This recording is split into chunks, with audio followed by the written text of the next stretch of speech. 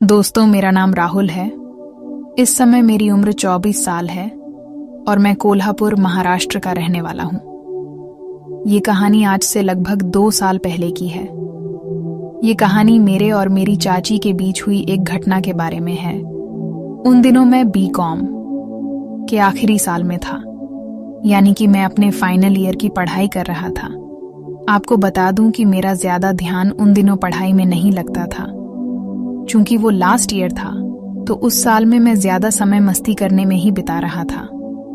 हर वक्त मैं आवारा घूमता रहता था और इधर उधर मटर गश्ती करता रहता था। अपने फोन पर मैं हर वक्त बिजी रहता था।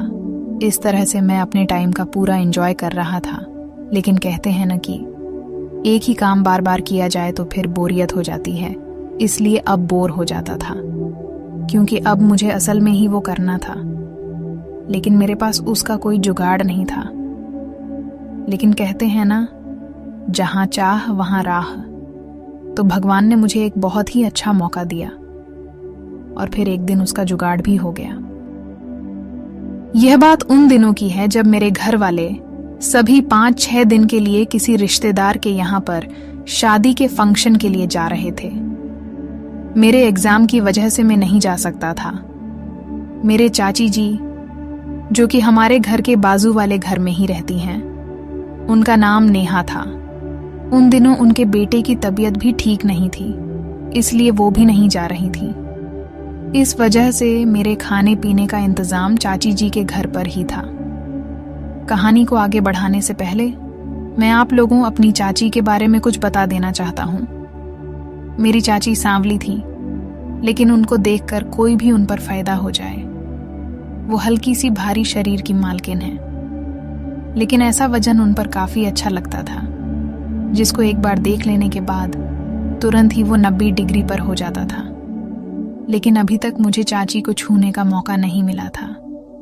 वैसे तो चाची किसी हीरोइन से कम नहीं लगती थी, इसलिए अब मैं उनकी वो का भी सपना देख रहा था, मगर अभी तक वो मौका मेरे हाथ आया ही नहीं था।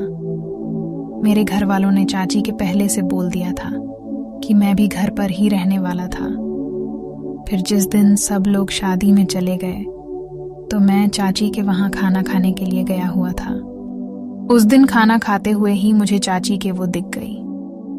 फिर अगले दिन सुबह चाची के यहाँ पर मैं नाश्ता करने के लिए गया, तो चाची ने कहा, जब तुम्हारे घर वाले शादी अटेंड करके वापस नहीं आ जाते, तो तुम तब तक मेरे यहाँ पर ही सो जाया करो। मेरे बेटे की तबीयत भी ठीक नहीं है, और इस तरह से तुम्हारे यहाँ पर रहने से मेरी भी कुछ मदद हो जाया करेगी। मैं तो चाची की हर मदद करने के लिए तैयार था। इससे अच्छा मौका मेरे पास और कोई हो ही नहीं सकता था।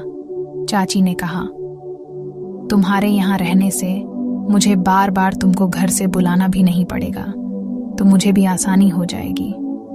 मैंने तुरंत हाँ कर दी। फिर मैं अपने कपड़े वगैरह लेकर चाची के पास ही चला आया। अगले दिन मुझे पेपर देने जाना था, तो उस दिन चाची सुबह से ही अपने काम में लगी हुई थी। मैं अपना एग्जाम देने के लिए निकल गया। शाम को जब मैं घर लौटा, तो देखा कि चाची सो रही थी। एक बार मन तो किया कि जाकर चाची के वो को मैं अभी वो कर दूं, लेकिन फिर कुछ सोचकर मैं रह गया। फिर अगले दिन मुझे दूसरे पेपर की तैयारी करनी थी, तो मैं तैयारी करने के लिए बैठ गया। रात को चाची ने अपने बेटे को, यानी मेरे चचेरे भाई को, खाना खिलाकर सुला दिया। उसके बाद हम दोनों ने भी खाना खाया और मैं थोड़ी देर टीवी देखने लगा। तभी चाची भी अपने बर्तन वगैरह साफ करके किचन का काम खत्म करके टीवी देखने चली आई। बहुत रात होने के बाद चाची ने बोला, चलो अब सोते हैं। चाचा के घर में 2 बेड थे, एक उनका और एक चिल्ड्रन बेड था। मैं चाची के साथ उनके ही बेड पर ही सो गया। रात को जब मैं पानी पीने के लिए उठा, तो मैंने देखा कि चाची की वो इस समय चाची क्या लग रही थी, इससे पहले मैंने कभी नेहा चाची को ऐसी नहीं देखा था। देखकर तो मेरी नींद और वो दोनों उड़ गए। चाची गहरी नींद में होने के कारण हिली भी नहीं, लेकिन मुझे लगा कि वो जगी हुई है, तो मैंने कमरे की लाइट चालू कर दी। लाइट ऑन होते ही वो डर गई और उन्होंने पता नहीं क्यों मेरा विरोध करना शुरू कर दिया। चाची मुझे गुस्सा होकर पीछे धकेलने की कोशिश करने लगी। वो कहने लगी, ये सब गलत है। वो मुझसे कह रही थी कि तुम मेरे बेटे के जैसे हो, लेकिन अब मुझसे रुका नहीं जा रहा था। लेकिन 2 मिनट के बाद ही उन्होंने विरोध करना बंद कर दिया। शायद ये सब उनके विरोध करने का नाटक ही था। थोड़ी देर बाद जब उनका विरोध कम हुआ तो वो रोने लगी और बोली कि कब से इसका इंतजार कर रही थी।